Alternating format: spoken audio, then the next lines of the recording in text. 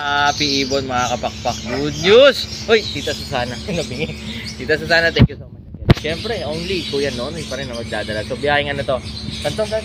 Layo yan. Layo to, malanda. Ay, sana hindi na baha dyan. Tita Susana, green opaline. Tignan mo, busog na busog sa siksik sa kain yan. Oo, parang kung lumipad eh. Again, syempre located tayo sa 37 Consuelo Street, Marulas, Valenzuela City. Pwede nyo tumapo rito from Monday to Saturday, 8 AM hanggang 8 PM ng gabi. Yan o.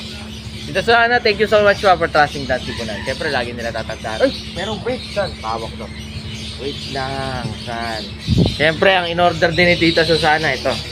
Available sa Dan Sibunan. Available din. Oy, good news kapakpak ha. Good news, good news.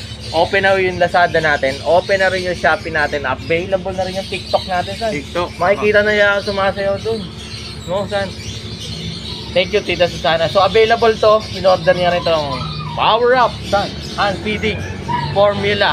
Bilis laki. Tibay buto. Ganda balahibo. Ibon. Guwapo. Ibon, guwapo. Kailangan tayo makabisado mo na yan, ha. Power Up and feeding formula. Bilis laki. Tibay buto. Tibay buto. Ganda balahibo. Ganda balahibo. Ibon. Ibon, guwapo. Happy Paano Ibon. na? Ganda sila. Siyempre, saan? Lagi nila tatandaan. Kami tatanda, mas masaya ang buhay kapag may alaga kang ibon sa bahay. In English, Life is is happier happier with with birds. birds. Yun, your host. God bless sa lahat.